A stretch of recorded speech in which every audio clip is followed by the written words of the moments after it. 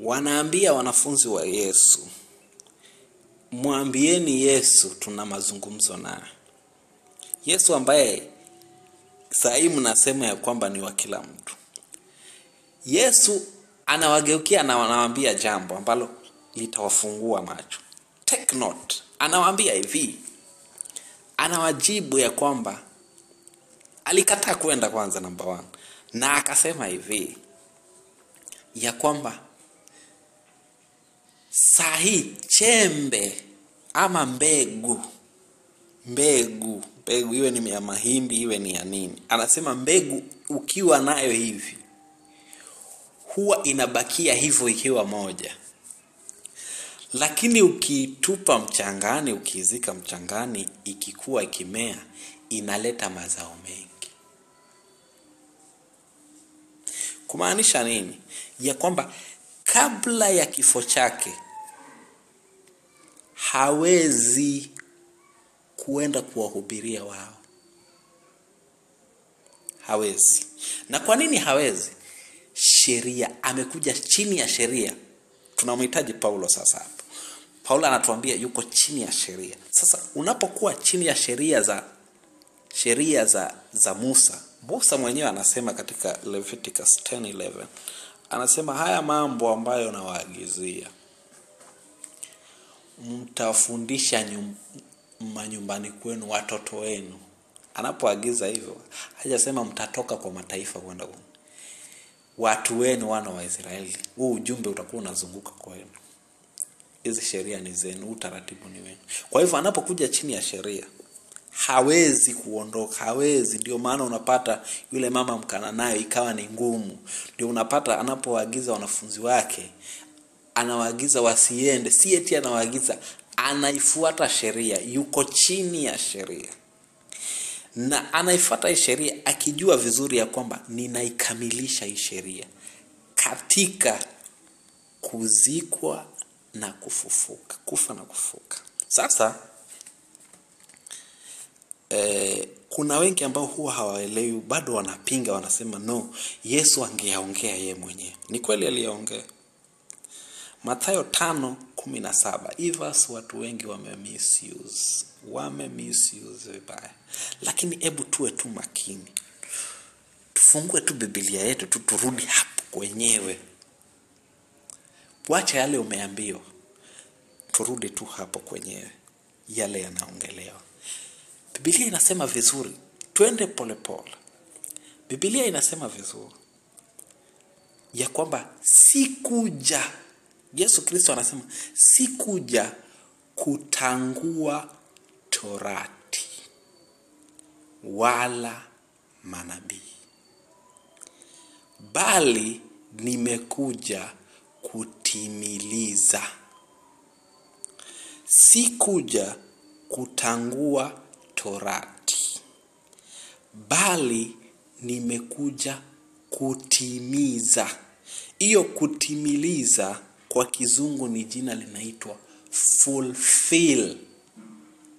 Fulfillment maana yake ni kwamba nimekuja kukamilisha kile ambacho kilikuwa kimeongelewa katika torati ya Musa na katika vitabu vya manabii. Nimekuja kukamilisha, kutimiza. Sasa huku kutimiza ni vipi? Kuna mtu anaweza kataa. Nataka nikuulize swali.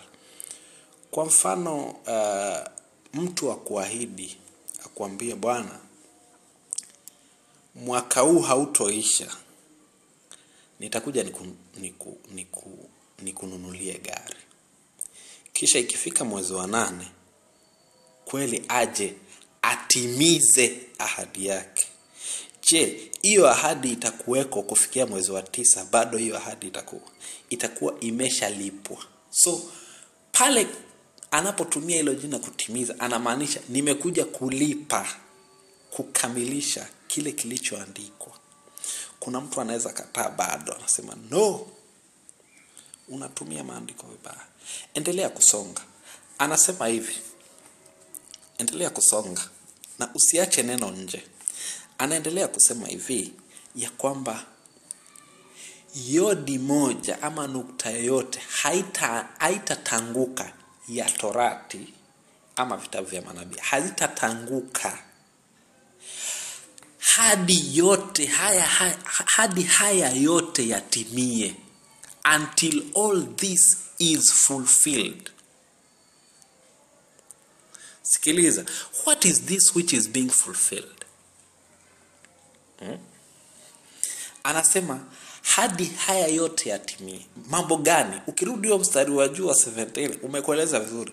Sikuja kutangua, nimekuja kutimiza. Kwa hivyo yodi yoyote ya Torati haiwezi kuondoka mpaka nitimize, mpaka nikamilishe kutimiza.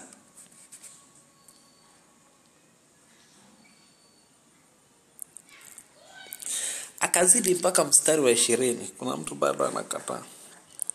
Anasema hivi, anawaambia wanafunzi wake, anawagikia wanafunzi wake, na akawaambia kwamba haki yenu isipozidi haki ya Mafarisayo. Unajua kwa nini anasema hivyo? Mafarisayo ndio walikuwa wanaonekana wanafuata sheria zaidi. Wao ndio walikuwa custodian. Hata kukifanyika jambo, Mafarisayo ndio wanakuhukumu. Kwa hivyo wao ndio walikuwa custodian of the law. Kwa hivyo wao walikuwa ni kama wanaonekana ndio the most perfect. Mwanzo ndio wanaijua sheria, alafu the most perfect. Mpaka majaji ni wao, walimu ni wao. Unielewa? Lakini Yesu anasema ya kwamba haki yenu lazima iwashinde wale. Kumaanisha nini? Hii haki ya kushinda mtu anayetumia sheria hauwezi kuipata kwa sheria. Kuna kitu cha zaidi. Hii haki haipatikani sasa kwa sheria. Yaani hii haki ambayo inazidi sheria haiwezi kupatikana katika sheria. Kumaanisha inapatikana katika yeye Kristo. Tunaelewa? Kumaanisha ipo haki ya sheria na kuna haki ya Kristo Yesu. Ndio Paulo tena anaingilia. Anatuambia vyema ya kwamba Kristo ni mwisho wa sheria. Kristo alizikamilisha sheria. Na kuna kitu anaongea katika Warumi 14. Kisoma hiyo. Kristo ni mwisho wa sheria ili kila aaminie atahesabiwa haki. Sikiliza hii statement vizuri. Anasema ya kwamba Kristo ni mwisho wa sheria ili kila aaminie. Aaminie nini? Ya kwamba Kristo ni mwisho wa sheria. Kwa hivyo huwezi kusema ya kwamba unataabika na mambo ya kanisa wakati bado unajitaabisha na mambo ya sheria za Musa. Utakuwa kwako Kristo hakufa msalabani. Kwa sababu gani nakwambia hivyo? Katika kitabu cha Wagalatia 2:21 Biblia inakwambia kama haki, kama utakatifu unaweza kuupata katika sheria, kama utakatifu wako unaweza kuupata katika matendo ya sheria, basi Kristo alikufa bure. Sio kama unanielewa vizuri. Kristo kwako hakufa, ama kwako kifo cha Kristo sio chochote.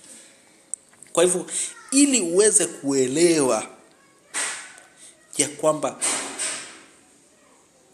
alichokuwa akikifanya Kristo ni kukamilisha sheria, unafaa umuelewe Paulo anasema nini.